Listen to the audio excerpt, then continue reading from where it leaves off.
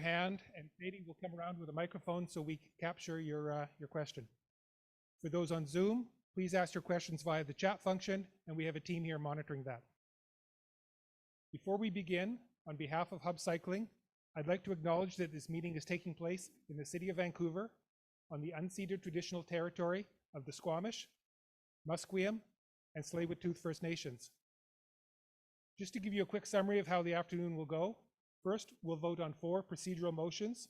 For those in the room, we will vote by show of hands. For those online, a poll will come up on your screen. If you're not a Hub member, please do not vote. We'll then move on to a panel discussion on multimodal transit featuring 3 change makers in the space of active transportation. We will then have a question and answer time, and if you're joining us online, please post any questions or comments in the chat, and we'll post them to our speakers. The Q&A will be followed by updates from Hub, first from our Executive Director, Laura Jane, then our Regional Advisory Committee chairs, and finally an update on Hub Cycling financials from our Board Treasurer, Esther. The AGM will conclude with Esther announcing the results of the Board of Directors election. Hub members were invited to vote for these individuals via electronic ballot over the last 2 weeks.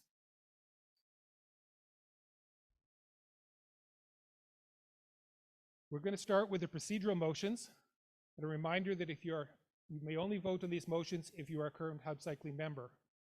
We have 4 motions this year, and for those online, they should all appear on your screen after I have called for their approval and after another board director has seconded the motions for approval.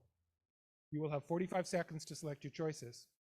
For simplicity, we have board member Victoria Gray second each of the motions after I read them. There are no special motions being put forth this year, so we'll be hearing all the standard motions that we have every year. The first motion is to approve the 2024 agenda. I move that we approve the 2024 Hub Cycling Annual General Meeting agenda. And Victoria has seconded. The second motion is the minutes of our last AGM.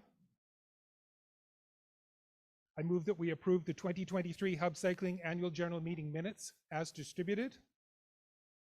Victoria has seconded that motion. This year, Esther Holobowicz, who is our board treasurer and not standing for re-election, has agreed to take on the role of elections officer. She has the results in hand and will announce them later in the meeting. I move that we approve Esther Holobowicz as elections officer. Victoria has seconded that motion. The fourth is our independent financial reviewer. Esther, board member and treasurer, will be giving an update on the financial statement later in the meeting. I move that we approve Manning Elliott as our independent external financial reviewers. Victoria has seconded. Navdeep is launching those polls on the Zoom. And we will now vote by show of hands. All those in favor of motion 1, approving the agenda.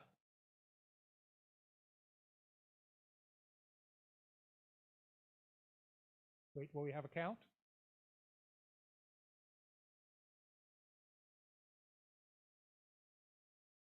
Yes, we have a count, thank you. All those in favor of motion 2, approving the 2023 AGM minutes, by show of hands, please.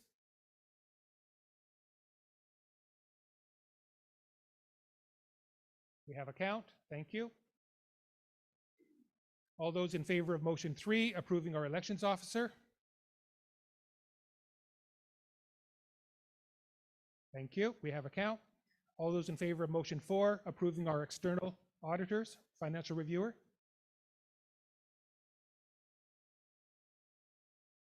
Thank you for your votes. I'll wait till we have the tally of the votes.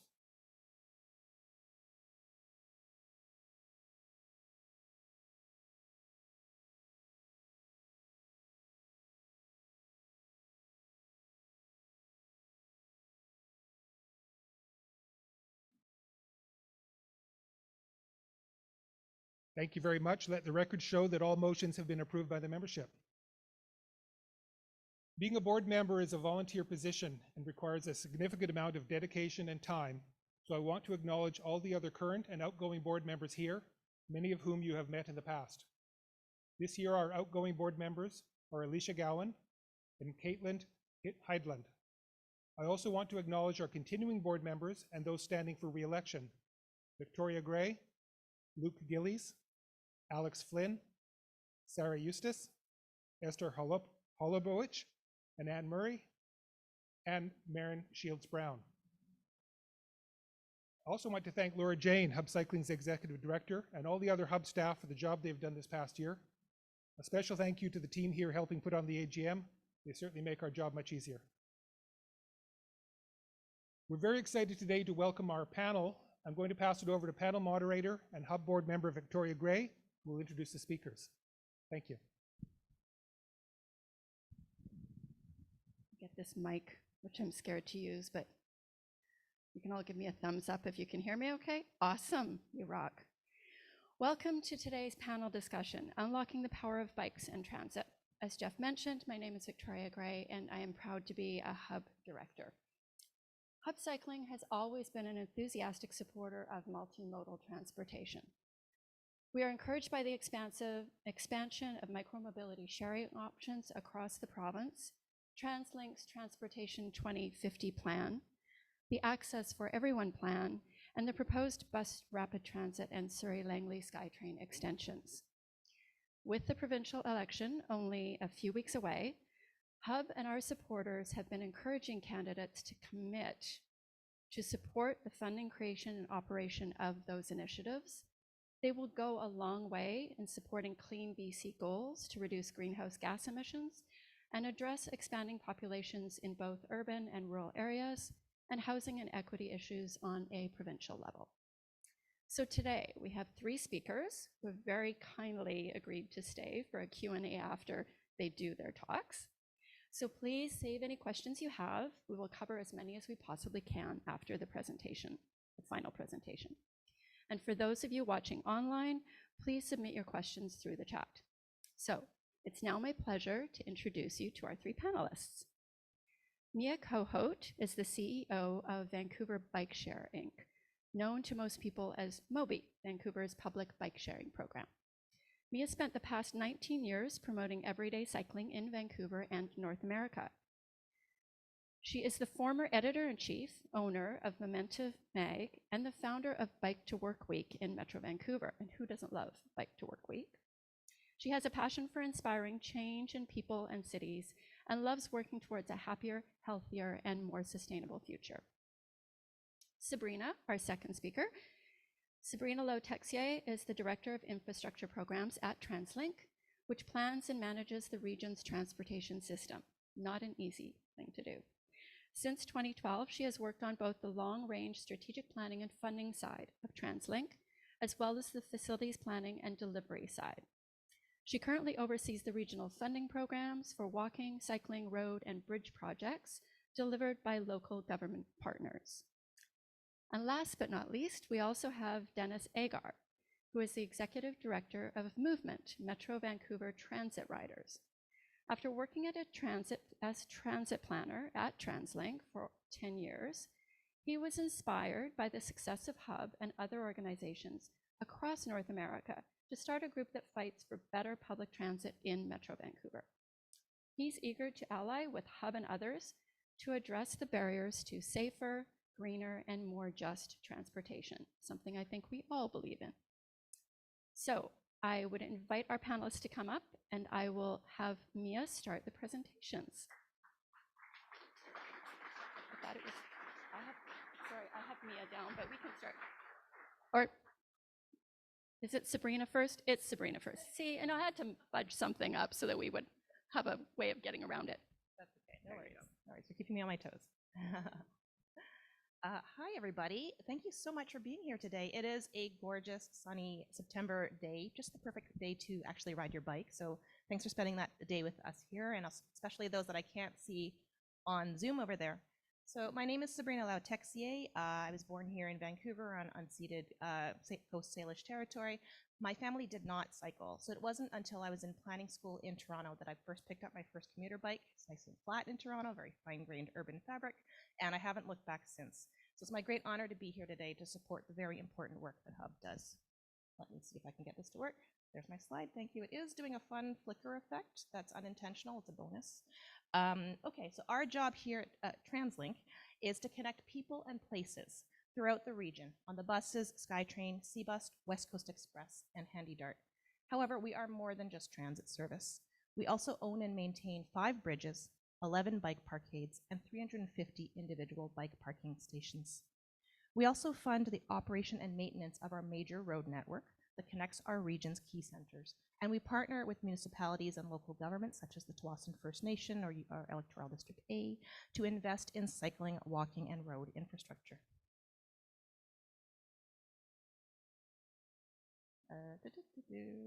There we go. So our region faces major challenges. The last year has brought many hurdles, from the pandemic to local climate events and the rising cost of living. Congestion, in large part due to the use of private vehicles, has also worsened considerably. That's why, to meet these challenges, again, oops, no, this is going the wrong way. Yeah, I'm there, I figured it out. That's why, to meet these challenges, we are innovating, planning, and investing in the future of transportation in this region. So our Access for Everyone plan, also known as the first third of Transport 2050, does just that. It is a blueprint that outlines a clear path to actualizing our near-term transportation priorities. It is not a funded blueprint that gets funded through a series of investment plans. But in our vision under Access for Everyone, that includes prioritizing transportation that is convenient, reliable, affordable, safe and comfortable, and carbon-free. It also outlines which corridors would form part of the reliable and fast transit network. But the part that I'm most excited to speak to you about today is people first streets, walking, biking, and rolling.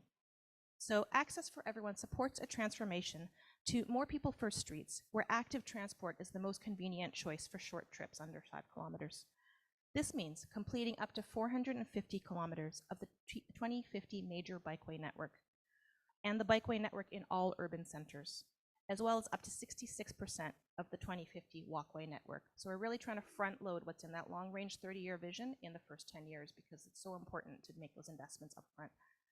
What we mean by a major bikeway network, it's a network that focuses on providing regional connections or cycle highways that can connect to transit.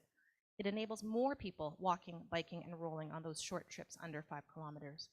And of course, we are trying to support people of all ages, abilities, genders, and backgrounds, the status that we call comfortable for most. To support these investments in infrastructure, it's also very important to have a variety of programs that promote the usage of that infrastructure and to educate and encourage active transportation. So this includes the Active Transportation Toolkit for local governments, connecting busy municipal staff teams with partners like Hub and BEST to get the word out. We also produce case study campaigns to celebrate new infrastructure projects, most recently in Langley, Port Coquitlam, and Surrey. You may have also caught our video partnership with Utai Lee to promote cycling in the suburbs as well, and to shine a light on how it is possible if the will is there, rather. So the youth travel strategy provides information on programs like the walking school bus, bike bus, kids on transit, cycling education, and more. Finally, we also partner with BEST to provide safe and convenient bike parking and to reduce bike theft. Another part of creating people first streets is to provide regional guidance on shared micromobility to make this a viable option for short local trips around urban centers. TransLink's role is to provide to support affordability, expansion, and integration of shared micromobility in Metro Vancouver to avoid a patchwork of approaches as you cross city boundaries. TransLink partners to provide additional stations and short-term discounts during station closures and public events, and to address service gaps and overcrowding on transit. And finally, I want to talk a little bit about RideLink, which is in our focus on customer experience. This is a new pilot program. It offers users trip planning with real-time information about bus, vehicle, and bike locations, a single integrated registration system, and the ability to unlock Evo and Moto vehicles and Mobi bikes using their Compass cards. This pilot began in April 2024, and it runs for 1 year. So finally, in sum, TransLink's Access for Everyone is an ambitious blueprint to address what the region has told us are their most pressing needs: climate change, affordability, and better access to the places that you need to go. However, TransLink's current funding model, which relies heavily on fare revenue, property tax, and fuel tax revenue, the model itself directly impacts our abilities to expand those services to meet the demand of our growing region. So without a new funding model, we really need to find a better, more sustainable way to fund transportation. And with that, I'll turn it back to Victoria. Over to Mia.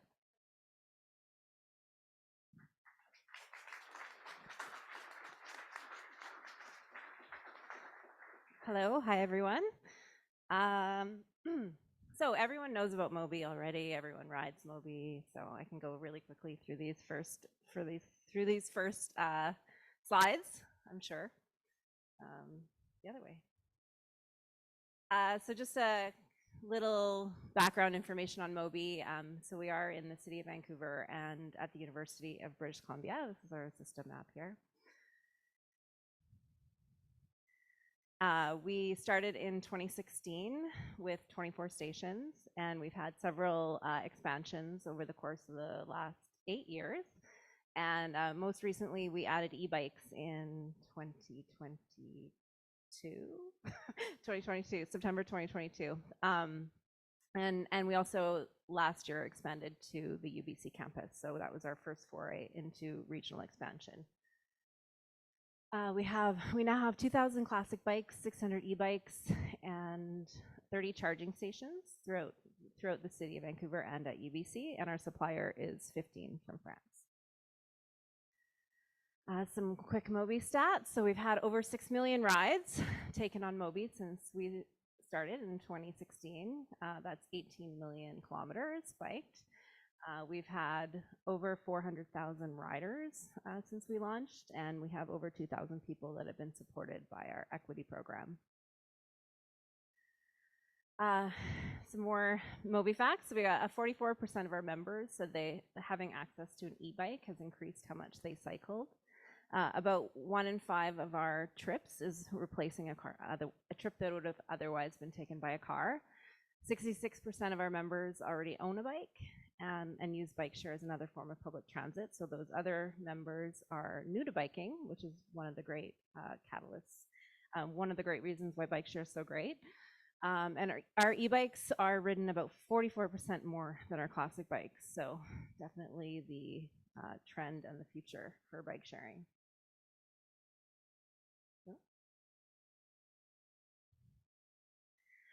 We also have a pretty robust equity program. We offer a $20 annual pass for people who qualify through community partnerships, through low income and others, and the Red Compass Card program. So we offer in-person signups. We kind of walk people through the process. They don't need a phone, they don't need a computer to sign up or to access our bikes. We accept cash payment.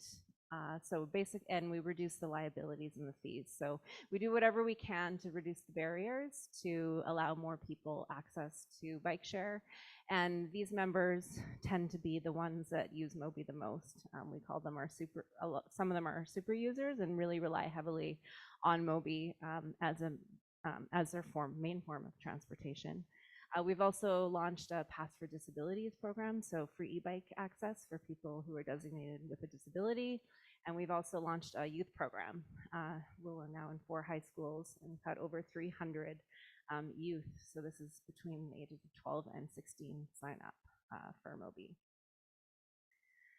So the topic today, obviously, is the connections to transit. So I have a few Mobi plus transit information. So in general, bike share has been known to complement public transit. 64% of North American riders in 2022 reported that they used shared micromobility to connect with transit, and 18% said they used it to connect to transit weekly. 23% of all 2022 shared micromobility trips in North America were for the purpose of connecting to transit. So it's really that first and last mile solution. This is Mobi stats in particular. So this is from our recent member survey. So we had 43% of our members who use bike share in conjunction with a bus or the C-bus. 54% in conjunction with the SkyTrain. And 94% of our members believe that bike share is an enhancement to TransLink's public transit system.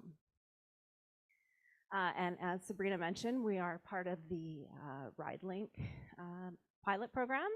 And I've seen some early numbers that show that people are definitely interested in looking up the ability to link a Mobi trip to a transit trip. So this is exciting to see, and what we had hoped. So we're excited to see where this project and this pilot app with TransLink goes. We hope it will grow, become permanent, and become a part of the ecosystem in the Lower Mainland. Switching gears just a little bit to talk about the business of bike share. So we are a privately owned system here in Vancouver, but there are definitely different models. So in North America and Canada, you know, the bigger systems in Montreal, Toronto, Hamilton, Quebec City, these are all publicly owned systems. And the smaller systems and a lot of the systems around this region are all privately owned systems. And most of those are actually dockless systems. So we're actually one of the largest station-based privately owned system in Canada, and which doesn't always have great advantages for our future.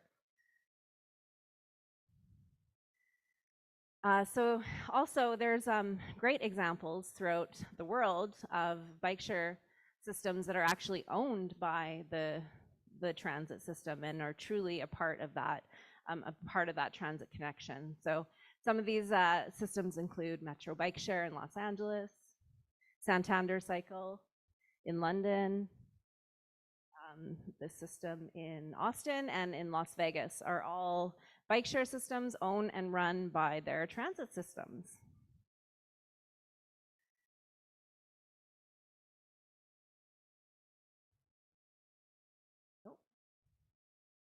And then finally, I'm just going to show you a few comparisons of system sizes and pricing and how this works between Mobi and other Canadian and international cities. So we often get compared to Bixi in Montreal, and I'm sure some of you have had the opportunity to ride that system. It's fantastic, it's big, it's over their whole city. Toronto as well has had some great expansion over the last few years. And these are like Montreal and Toronto have some of the biggest, two of the biggest bike share systems in North America. Expanding, and as you can see, the systems get upwards to 9 million trips in Montreal, and are spread across quite a big geographical region. Pricing, the benefit of being a publicly owned system is that the subsidies help you keep prices low to your members. So here's just a little comparison of the pricing model of Vancouver compared to Bixi in Montreal and in Toronto. We're definitely the most expensive system out of all of these. And why? Well, it comes down to funding. So Mobi got $5 million in 2016 from the city of Vancouver to get started. And then in 2018, we received a grant through the city through TransLink for $1 million to expand our system to commercial drive. And then our e-bike expansion was completely self-funded. We've never received funding from the provincial government. We've never received funding from the federal government. So we've received about $6 million of funding over the last 8 years. And then we compare this to our counterparts in Montreal and Toronto, who have received 10 times plus the funding. And it's that funding that has enabled them to create these big, well-used systems that are affordable for users. And then we can even look internationally and get even more inspired by our European counterparts. So here's a few examples of in France where they charge they get to charge a fraction of the cost of a membership than we do, because they are fully subsidized by the cities and the governments that they that they operate in. And in exchange, in Paris, you've seen 122 million trips a year on bike share bikes. So something to aspire to for sure. So this is my kind of closing question. Is bike share a form of public transportation? In places where it's treated as such and adequately funded, bike share thrives. So I hope one day we'll have that same success here in the region.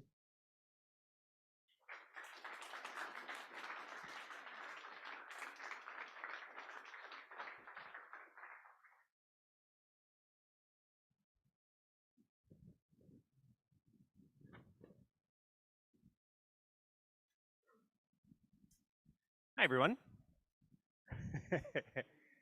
So as the intro said, I'm Dennis. I'm the guy from Movement, the transit equivalent of Hub.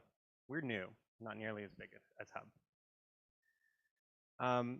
So above all, transit needs to be fast and reliable. And that can be a controversial opinion in some circles, but generally I think riders understand that they need transit to be fast and reliable, right?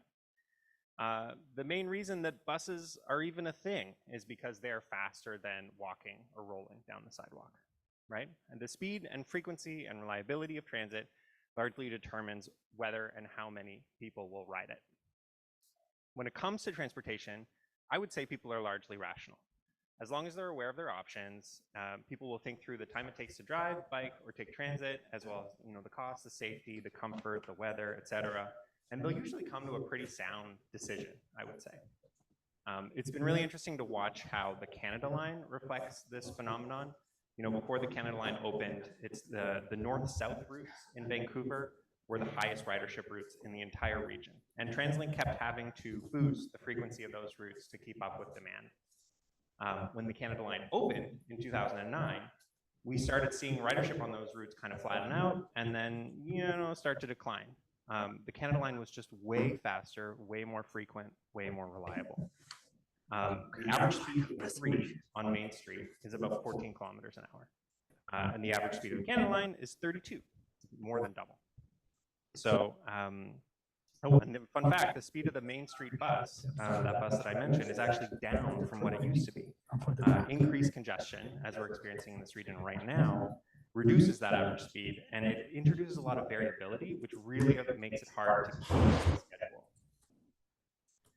What was really interesting about the progression from when the Canada Line opened was how these east-west routes that connected people to the Canada Line really blew up in terms of ridership. You could see that shift. And today, 4 of the 5 busiest routes in the region are all east-west routes that connect to the Canada Line.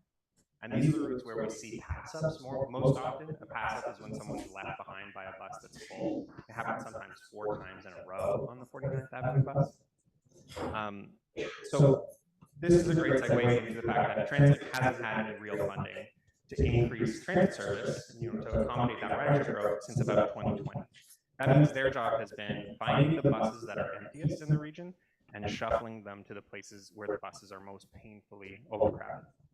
And those slower north-south buses that I mentioned earlier, so on Fraser, Maine, Granville, etc., since COVID, those have actually been the emptiest. So TransLink has cut those routes basically to the bone in order to accommodate severe overcrowding in places like Surrey and on those east-west routes that are now growing really fast.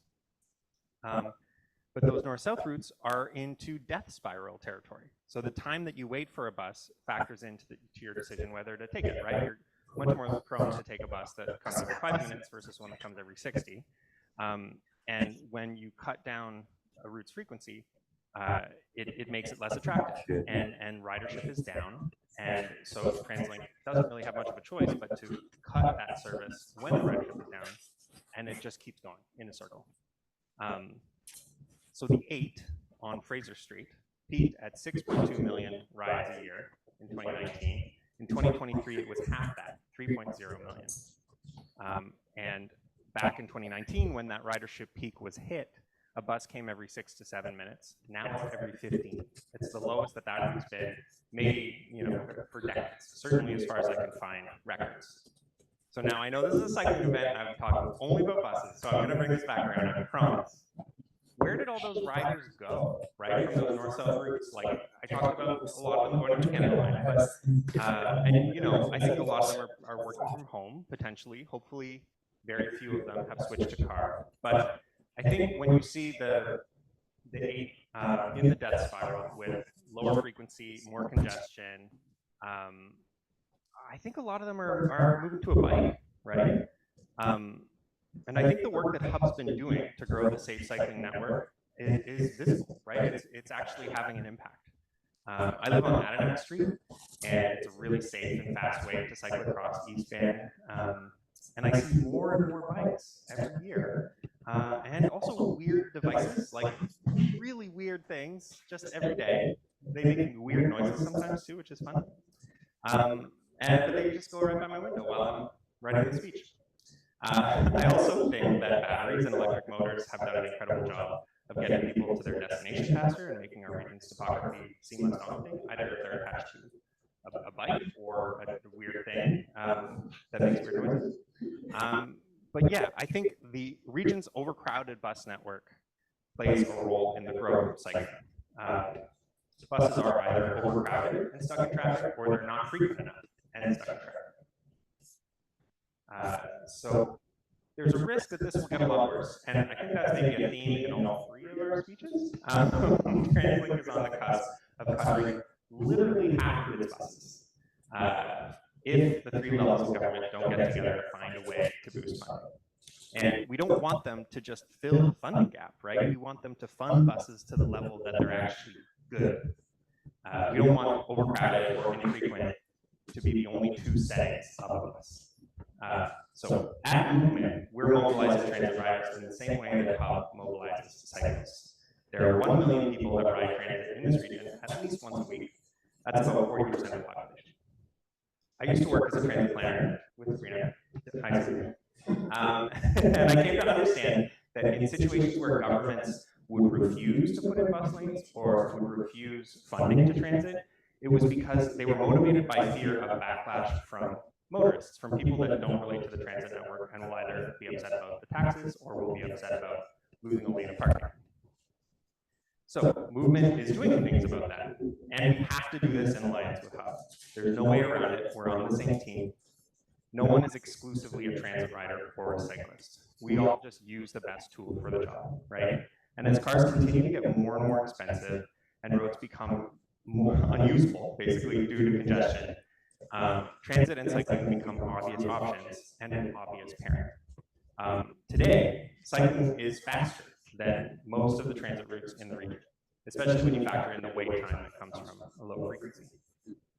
The few routes that are faster than cycling, I'm thinking the 3 SkyTrain lines and some of the express routes that run on freeways, are unsurprisingly the transit routes that have the most cyclists using them. What a blessing for me to be able to bring my bike onto transit to the Tsawwassen Ferry Terminal. It cuts the travel time in about half, and it's just so incredible. I can go to kind of any island I want. The easier we make it for people to pair cycling with transit, the more destinations we open up. Ultimately, it gives us one less reason to drive, right? We're taking the fastest mode for part of the route and the fastest mode for the other part of the route. And so, yeah, as I mentioned, I live on Adirondack, kind of far from SkyTrain, kind of far from a rapid bus. When I want to go to Metrotown, New West, Surrey, my fastest way, bar none, is to bike to Commercial Broadway and take the train from there. Once I get there, I'm one of the lucky few ones that has options. I can choose to park in the secured bike parkade and pay $1, or if I'm feeling really cheap and risky, I can just park it right outside. And if I want, I can also just bring my bike onto the Expo line and then use it on the other side. You know, if I'm going to Surrey, going somewhere far from the line. The only thing that holds me back from making that trip mentally is that sometimes I don't feel like riding on Victoria Drive.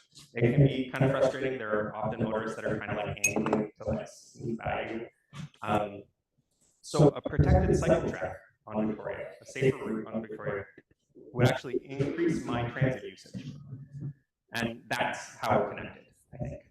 I envision a future where Movement and Hub are working together to help clear a way for governments to make the right decisions and finally give us safe, fast, reliable ways to get out of the region without breaking the bank on a car. Also, as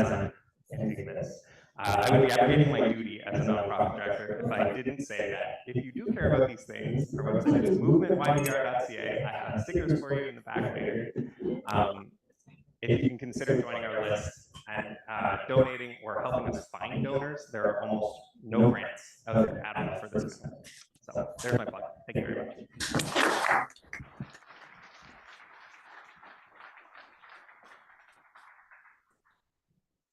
Thank you to all of our panelists, and now we have some time for Q&A. So we're going to have a mic wandering around in a second. Sadie, you're going to be our roving mic. Roving mic, and we'll take a couple of questions from in the room if we have any, and then we'll take a look at any questions we have online. Does anybody in the room have any questions for our panelists and their amazing content? Oh, I see one right there. Hi, my name is Leandro. I'm from Burnaby. And one of the things that we always see on the internet is that, like, when you talk about funding, the government always fund roads like a lot, like we pour millions and millions on roads, and everyone uses for free, right? So they complain about paying $3 for a bus ride, but then we're paying because we pay taxes to ride our cars, but you spend way more money riding your car than taking a bus. And so when you talk about that, is there any initiative that we do, like you all, with the governments to kind of show, okay, like we're spending all this amount of money and we're not like actually fixing anything. When we widen roads or we spend more money on roads, we're not fixing anything actually, So I know we're car-centric people, but I think we have to shift that a little bit. So that's my question. So do you think about that? Do you have any way of doing that, working with governments to actually, get people to understand that we're actually pouring lots of money on roads, we're not fixing what people need, that's transportation, right? So it doesn't matter if it's a car, it's a bike, or it's a bus. Thank you. That one if you want. Yes, I think about it. a lot.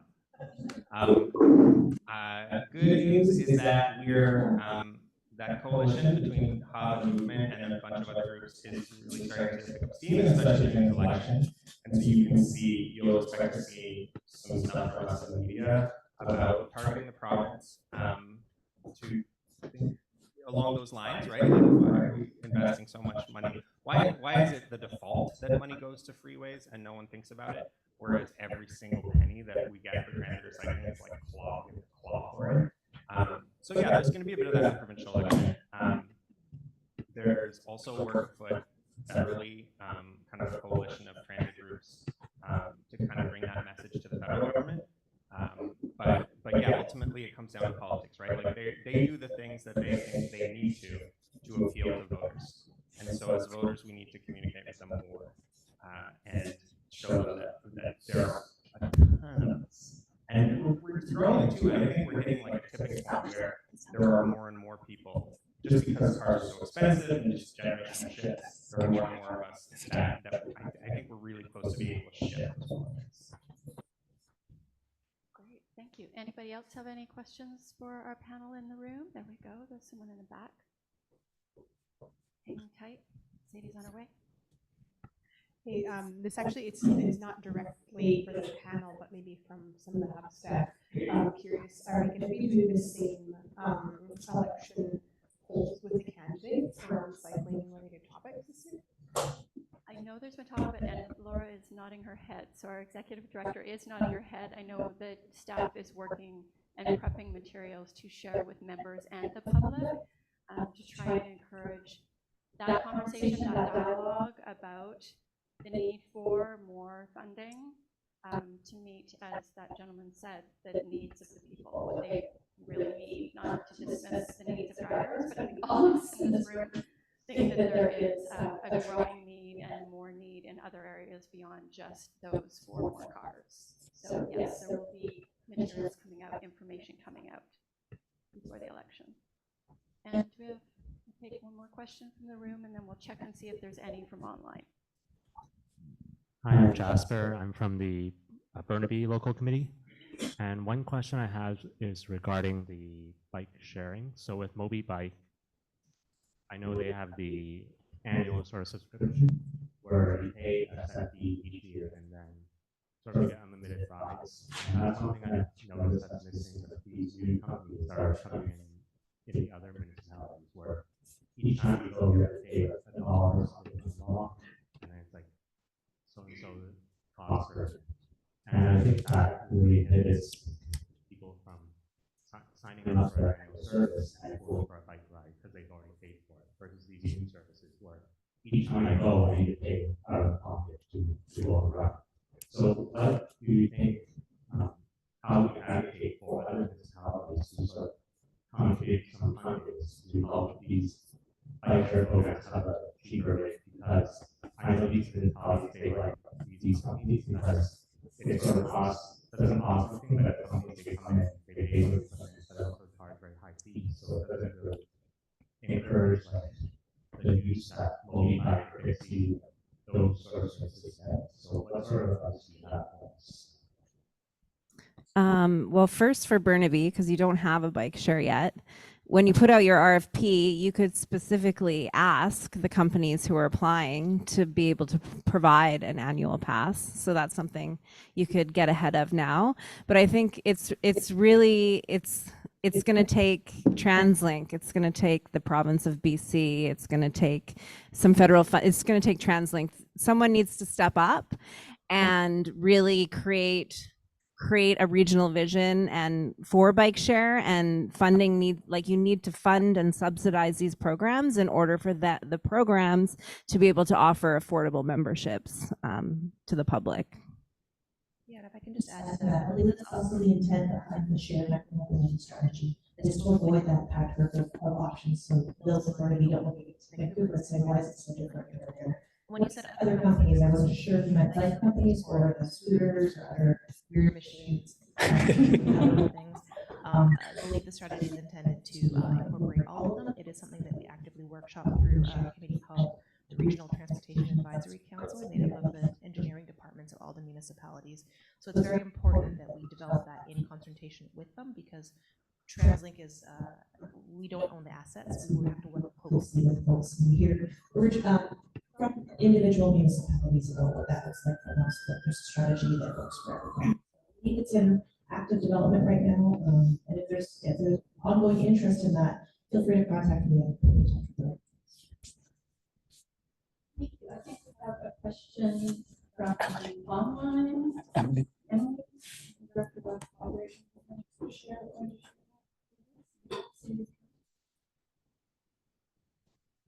Hi, this is a question from the online chat. There's actually sort of two parts to the question. So I'll start with the first part. Along the same lines, so it says, I saw a news article about TransLink looking into a shared mobility platform similar to Mobi bikes, so that there are multiple different systems across the region. Have Mobi and TransLink been discussions to increase service along rapid transit lines with TransLink funding? Mobi has certainly floated the idea to TransLink that it would be a great idea to fund bike share and certainly expand along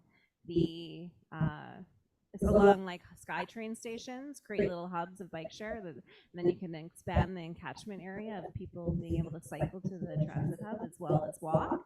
But we're still waiting. We're waiting. I wouldn't be able to add more to that. The mobility team that would be we're looking into the options on that, so they're will be part of that strategy. And I'll just kick into that question that it would be a crowding on buses, right? Like if imagine Joyce Station, I always think about Joyce, that if people within say 3 kilometers of Joyce could use Mobi to get home, they would be so much faster and they wouldn't have to think twice, like they would have to try and queue up, they could just go home. Okay, I think we have enough time for part 2.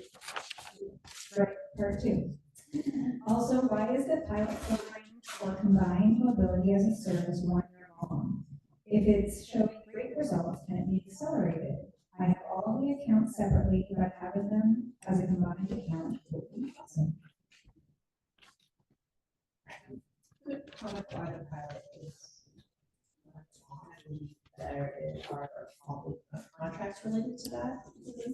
I'm not too sure, but we also would want to make sure that that pilot that is doing its due diligence, that you have enough time to capture, say, seasonality in the year to see what that looks like in duration of 12 months. You want the pilot results to stand for themselves before you roll it out.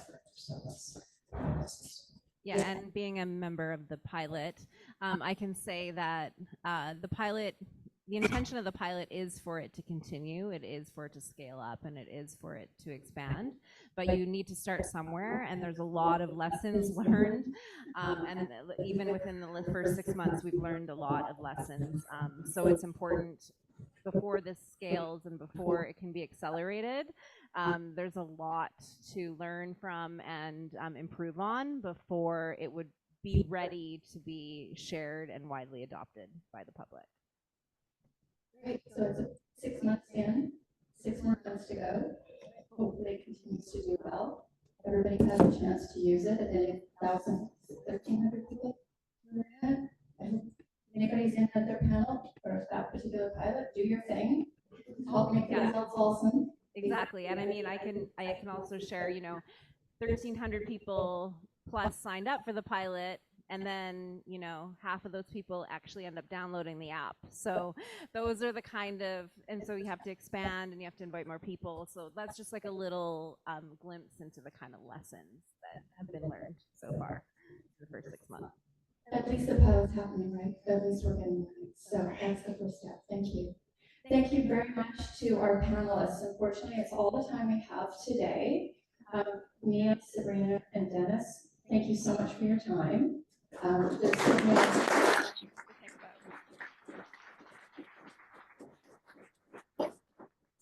I'm going to pass the podium over to Laura Jane, Hub's Executive Director, so that she can give the ED update.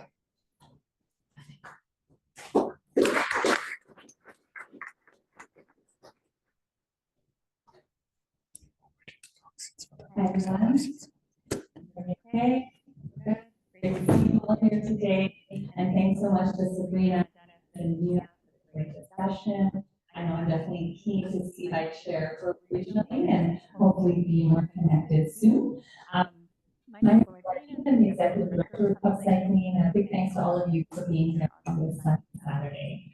I'm excited to share a little of the fantastic progress the Hub team made last year. First, I wanted to highlight that we had some big news again from the provincial government when they announced an extra $50 million for active transportation projects on their right of ways in early 2024. This adds to the $100 million that they announced the year previously, which is more than they've never done before. There were also updates to the Motor Vehicle Act, which you might have seen, and the e-bike rebate program in 2023, and continued and increased support for cycling education. Over 25,000 students took part in bike to school courses as a result of increased support from the province. These moves are making a real difference in promoting safer and more accessible cycling, and Hub Cycling continues to play a big role in advocating for the province to do much more, hopefully in the future. I also want to acknowledge our 10 amazing local committees in Metro Vancouver and hard work. Our volunteers have been out there providing feedback on countless projects, meeting with officials. Last year, our local committee volunteers led 24 assessment rides, sent 111 letters, and attended over 100 meetings with local government staff and politicians to push for improvements in our municipalities. The dedication of these volunteers, many of whom are here today, is crucial for making our vision of better cycling infrastructure and bike-friendly policies a reality. Looking ahead, we have something really exciting on the horizon, and I know Sabrina also touched on that. TransLink's 10-year Access for Everyone plan. This plan would result in the largest expansion of cycling infrastructure the region has ever seen, and it aims to complete cycling networks in every urban center in Metro Vancouver, as well as add 450 kilometers of the major bikeway network. And this is already written down in the plan.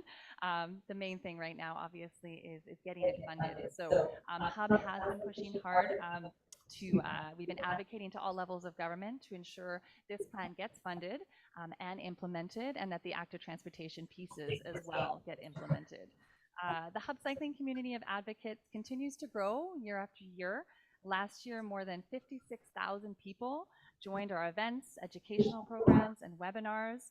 Courses continued at our Streetwise Cycling Education Center in Vancouver, and we opened a new cycling education center in Richmond as well. And several new courses were added, including the Women's Summer Cycling Program. E-bike education also grew with a new e-bike module added to our Streetwise Cycling online program. We also matched experienced local cycling volunteers with 57 newcomers and refugees last year through our newcomer bike mentorship program that we hope to launch again next year. A huge thank you to our incredible staff. I know I feel really, really lucky to be surrounded by such an amazing team, our board, our partners, our funders, our members, and the more than 500 volunteers that supported us last year. Your hard work has been key in getting more people on bikes and making our communities more connected. And if you aren't yet a Hub donor, I would strongly encourage you to consider donating to support our work. If you can, with provincial election in October, our advocacy work needs support more than ever, and advocacy is the hardest part of all of the work that we do to fund. And you can see Sadie over there if you are interested in donating. Now I want to take a moment to give a special kind of shout out, congratulations to Jeff Lee, who probably doesn't know this is happening, but Hub Cycling's president. Jeff is actually celebrating 10 years of volunteer service with Hub Cycling this year. I remember meeting Jeff a decade ago when I was working at Hub. I was working at Hub, I left Hub and worked for the city of Vancouver, and I came back because it's a great organization. And I remember meeting Jeff and thinking, wow, this man has so much energy. And we are so lucky that Jeff chose to dedicate his time and energy to Hub Cycling for more than a decade. Jeff's leadership has been a huge asset to Hub. His work on the board of directors, as well as the board operations committee, the board regional advisory committee, has led to real improvements in how we operate as well as advocate. Jeff is also co-chair of the City of Vancouver local committee, and is our board president, continued to be our board president. So needless to say, retirement has been a bit busy for Jeff. And we can't thank you enough for your dedication and all you've done for Hub. And we have a small gift for you. So I just wanted to.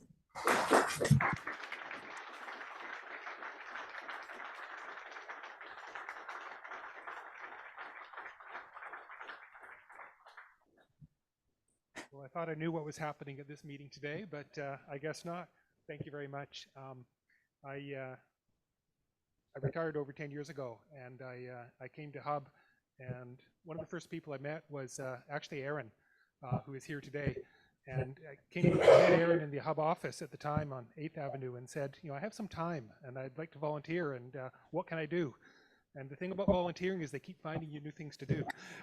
So I appreciate seeing Erin here today because I started the volunteering with her. But thank you very much. I've really enjoyed my volunteer time with Hub, and there's more to come. So thank you. Thank you.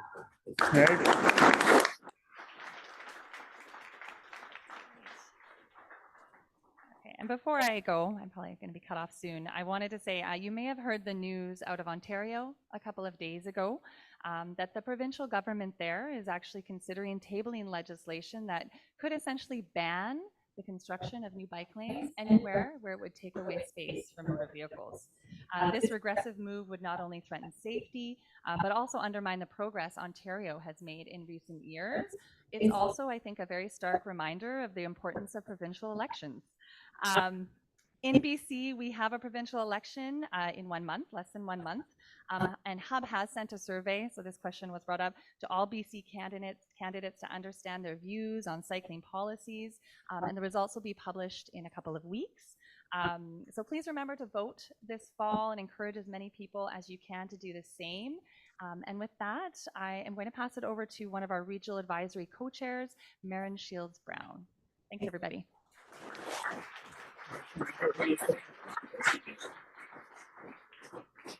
Hello. All right, we got some slides. So hello everyone, I'm Marin. I'm one of our co-chairs on the Regional Advisory Committee.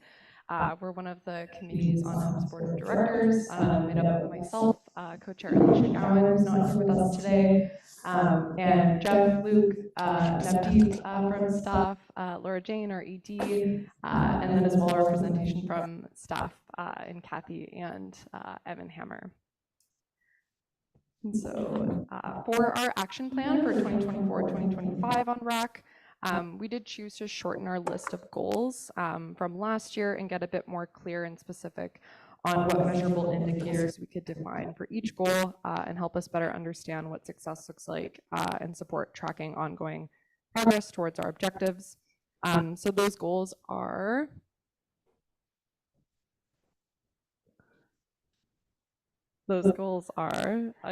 I need the last slide. Thank you. Oh, other way.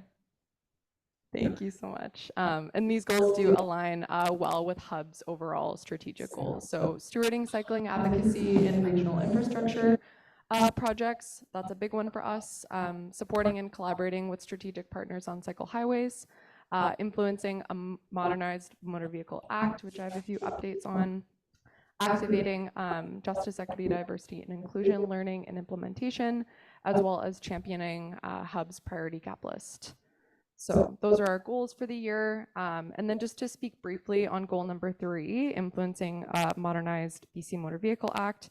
This past year, as Laura was mentioning, there were successful implementations of new amendments to that act, including new safe passing distance requirements for drivers when passing cyclists, a clear definition of vulnerable road users, and more stringent penalties for unsafe behavior around them, as well as further guidance around micromobility. So that was great to see. And then in further summary, I did just want to highlight a few of our kind of key wins with REC this last year in terms of involvement in regional infrastructure and advocacy issues related to cycling. And so in the interest of time, I'll just speak to a few of these. But on the Highway 1 widening project, which has been happening for a number of years, there were plans secured for a multi-use path along Highway 1 in Section 3A east of 264th, and an advocacy campaign run by Hub resulting in over 800 letters of support for active transportation facilities along Highway 1. Hub drafted recommendations for the Burrard Peninsula Area Transport Plan, which will identify and prioritize actions related to cycling and other transportation modes in Burnaby, New West, Vancouver, and UBC areas. The Iona Island Wastewater Treatment Plant Initiative, that project is proceeding and includes cycling infrastructure, which is great. REC has participated in a few collaborative meetings, planning held by Metrovan staff and project engineers. In terms of progress on cycle highways, a technical advisory committee was formed, and that includes representatives from Hub staff liaising to us at REC, as well as Coquitlam, Richmond, Surrey, Vancouver, and TransLink. And there's progress being made there towards developing cycle highway scoring criteria. We continue on an ongoing basis to engage with strategic partners, including BC Ferries, TransLink, MOTI, ICBC, and others that are key supporters of our goals on REC, as well as the organization broadly. In this past year, we participated in the TransLink CEO roundtable discussions on cycling infrastructure and advocacy priorities. With BC Ferries, we've been collaborating on transportation planning, including active participation in the Charting the Course initiative for coastal ferries, which is a stakeholder engagement process. Our REC co-chair, Alicia Gowan, she joined Laura Jane in a meeting earlier this year with the Minister of Transportation and Infrastructure, Rob Fleming, which is great to be engaging in those conversations. We also have REC representation on the BC Active Transportation External Stakeholder Advisory Working Group. In terms of local committee support and engagement, on an ongoing basis, REC supports letter writing and approvals from local committees, engagement with city councils and local committees, attended workshops, community rides, and events with various of the local committees. So much of the amazing work that Hub does and gets recognized for is stewarded by those local committees, and so it's definitely an honor on RAC to kind of support them and getting connected with the right bodies and groups in the community they need to be. Just to highlight on the No Right Turn on Red campaign, which is something we worked on this last year, progress in ascending that to the BC provincial level via the Union of BC Municipalities has happened. City of North Van unanimously approved a motion to investigate implementing no right turns on red at intersections with more than 20 casualties. So that's great. And several councils have cited Hub's letters in meetings, with some municipalities also considering incorporating this as a part of their Vision Zero strategy. And then lastly, I'll just focus on for 2024 provincial election planning. As Laura was mentioning as well, we on RAC supported Hub's development of the organization's key focus areas for Hub's strategy to engage candidates around cycling advocacy in the upcoming election, and will continue to be involved in the organization's strategy. Just on this slide here, visual representation of the jurisdictions that we kind of oversee and facilitate with RAC, including all 10 local committees from Hub Cycling. So just a visual there. It is quite a large region, and we do have just a few directors and members of the community on RAC. So the local committees, like I said, they really are the folks that are out in the community and doing this really important work. So honored to kind of be a part of that. And then next slide, just a visual of our BC government partners that we collaborate with closely and aim to engage on policy reform and other actions related to advocacy for improved cycling infrastructure in the region. And then lastly, I did just want to highlight the Hub Agm map tool. This is available on the Hub website. This project excitingly was included in Hub's 2024-2025 budget with personal objectives for several staff members. So it's exciting to know that that's going to be really activated in this next year. Hub definitely focused on the development of a consolidated map for all local committee areas, incorporating priority gaps, the TransLink major bike network, urban center boundaries, Metro Vancouver Greenways 2050 data, which is very much supporting progress towards a centralized mapping tool for cycling infrastructure in regional Metro Vancouver.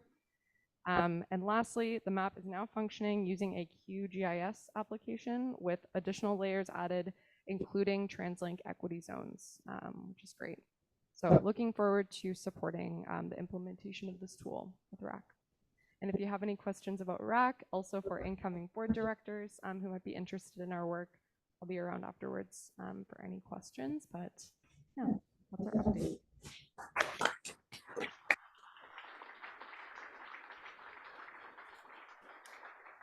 And I am going to hand it to Esther for the financial report and board of directors election results after.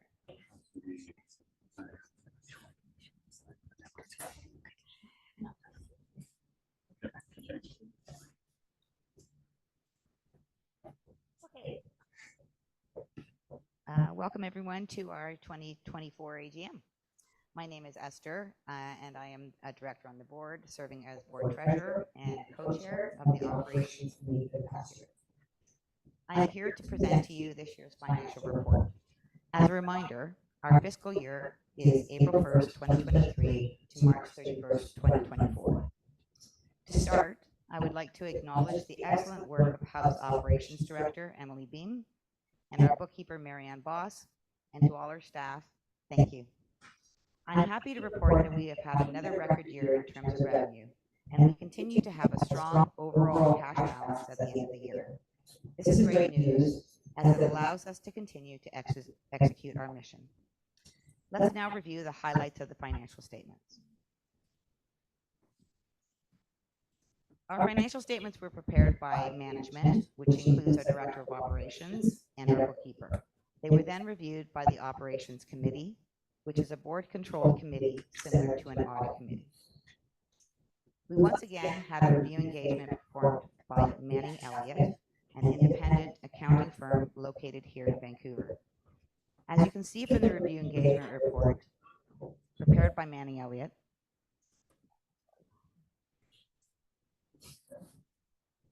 it's not working.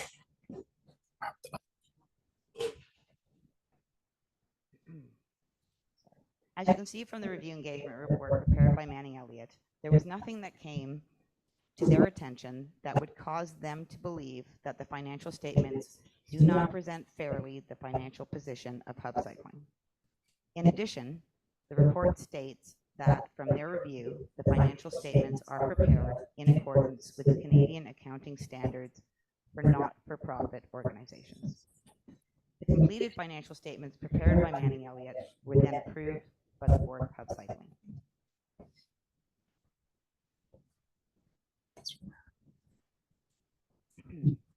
Let's now move on to the statement of financial position, or the balance sheet, for the fiscal year ended March 31st, 2024. Let's start at the bottom of the statement, the net assets. The net assets at the end of the year were $312,637, which is down slightly from 2023, but we continue to have our assets, mostly cash and accounts receivable, greater than our liabilities or the amounts that we owe. You'll notice also that our liabilities are down substantially from the prior year, in part to a decrease in our deferred revenue, but also because we paid off our Canada Emergency Business Account loan during the year. The CEBA loan we received was $60,000, but because it was paid before the deadline, we were only required to repay $40,000. Our overall cash balance remains healthy. As mentioned in prior years, the best practices of nonprofits is to target 3 months of fixed operating costs covered by restricted cash to weather any uncertainty. At the end of the year, we had $697,000 of cash on hand. And of that, we had $398,000 of restricted cash, an increase of $13,000 over 2023.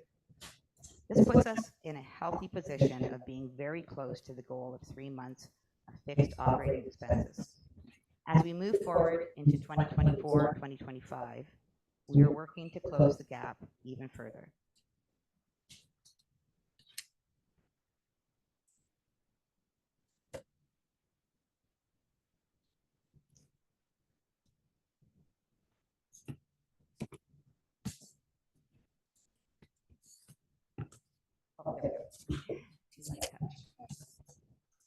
Let's move on to the statement of revenues and expenses, also known as the income statement. First, I'm happy to note that our revenue continues to grow year over year to record amounts, with this year's increase more than 15% over 2023, and an incredible 40% increase over the revenue in 2022. In relation to the revenue increase, our expenses also increased, but to a lesser amount at 13% year over year. We ended the year with a net deficiency of $32,000, an improvement over 2023's deficit. This means that there were a couple of programs where our funding was less than the expenses relating to those programs. With our in-depth budgeting procedure, we have addressed these deficiencies for the 2024-2025 fiscal year. As we look forward into 2025, we expect our funding to continue to grow, allowing us to increase our scope and execute on our mission to get more people cycling more often. If you would like to review the 2024 financial statements, they can be found on our website. Thank you.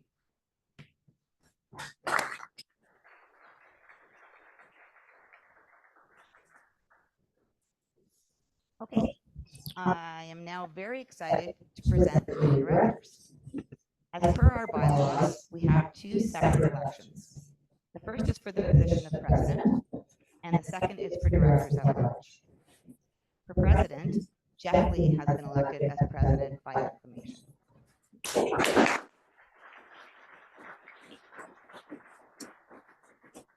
the moment you've all been waiting for. For directors at large, the newly elected directors of the Hub Cycling Board are Victoria Gray, our incumbent, Liana Lieb Milburn, Amir Hassanpour, Philippe Alvarenga.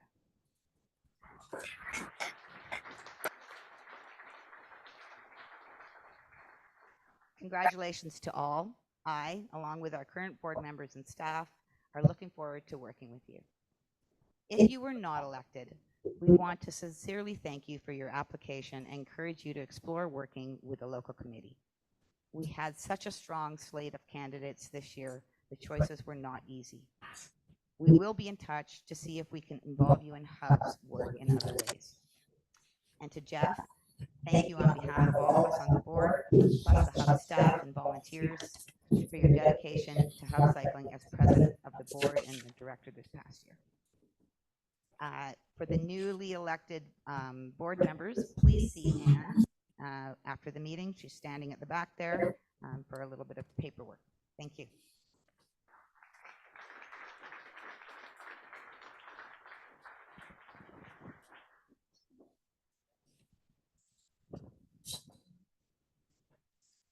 Thank you, everybody. I'd like to congratulate the new board members. Looking forward to working with you. As noted, Anne's at the back of the room, and for those who are in the room, we'll have some paperwork to sign to get you started. I want to check now if there's any additional questions.